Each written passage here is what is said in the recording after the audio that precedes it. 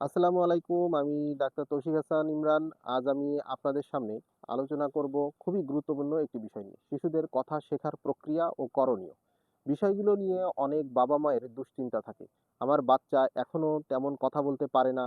আসলে শিশুর কথা শেখা একটি স্বাভাবিক ও ক্রমিক প্রক্রিয়া। কারো ক্ষেত্রে বিষয়টি তাড়াতাড়ি শুরু হয়, আবার কারো ক্ষেত্রে একটু দেরিতে। তবে এখানে বাবা-মা এবং আশেপাশের পরিবেশের ভূমিকা সবথেকে গুরুত্বপূর্ণ। প্রথমেই নিজেকে প্রশ্ন করুন, আপনি কি নিয়মিত আপনার শিশুর সাথে কথা বলেন? তার সাথে চোখে চোখ রেখে যোগাযোগ করেন? সে যা শোনে বা দেখে সেটাকে আবার বলার সুযোগ পাচ্ছে তো? আপনি এগুলো হয়ে থাকলে তাহলে ভয়ের নেই। আপনার শিশু কথা শিখবেই। আর যদি না হয়ে থাকে তাহলে এখনই শুরু করা উচিত। শিশুকে কথা শেখানোর প্রথম ও সবথেকে গুরুত্বপূর্ণ উপায় হলো মোবাইল ও স্ক্রিন টাইম নিয়ন্ত্রণ করা।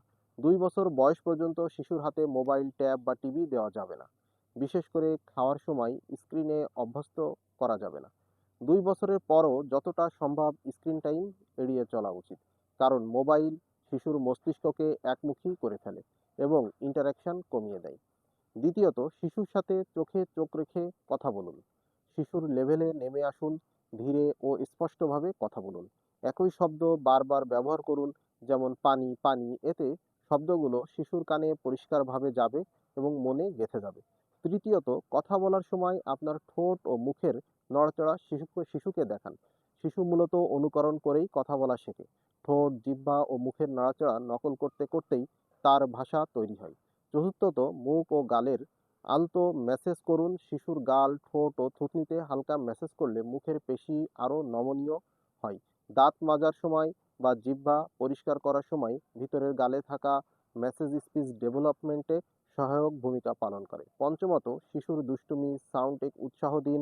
বাচ্চা যখন বা দাদা, মা মা ধরনের আওয়াজ করে তখন তাকে থামাবেন না, বরং উৎসাহ দিন।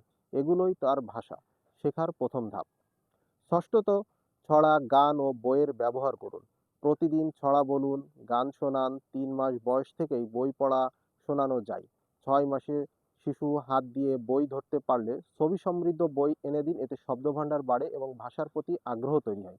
সপ্তমত, শব্দ খেলার অভ্যাস করুন। খেলার সময় কোনো বস্তু দেখিয়ে তার নাম বলুন এবং অপেক্ষা করুন শিশু চেষ্টা করে কিনা সেটা দেখুন। যেমন বল দেখিয়ে বলুন, এটা বল।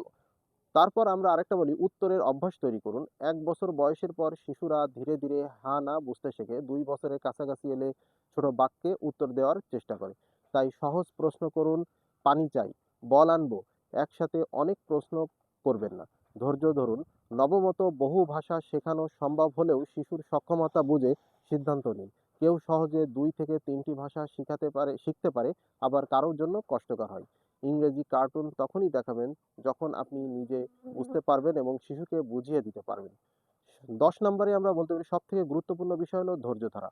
অনেক সময় দেখা যায় শিশু হঠাৎ একদিন থেকেই অনেক কথা বলা শুরু করে দেয়। তাই হতাশ হবেন না। তবে বয়স অনুযায়ী যদি অনেক দেরি মনে হয় বা অন্য কোনো সমস্যা চোখে পড়ে, তাহলে অবশ্যই বিশেষজ্ঞ চিকিৎসকের শরণাপন্ন হবেন। বাস্তব অভিজ্ঞতা থেকে দেখা গেছে একজন অভিভাবকের মেয়ে একসাথে ৩টি ভাষা শিখেছে এবং কখনো মিশ্রণ করেনি। সঠিক নিয়ম মেনে চলার কারণে ১৩ মাস বয়সেই তার শব্দভাণ্ডার ছিল প্রায় ৭০টি শব্দ। এটি প্রমাণ করে সঠিক চর্চা থাকলে শিশু দ্রুত ও সুন্দরভাবে কথা শিখবে। সবশেষে একটা কথাই বলব, শিশুর কথা বলার ক্ষমতা নির্ভর করে তার পরিবেশ, বাবা-মায়ের সাথে যোগাযোগের ধরন এবং শেখার সুযোগের উপর।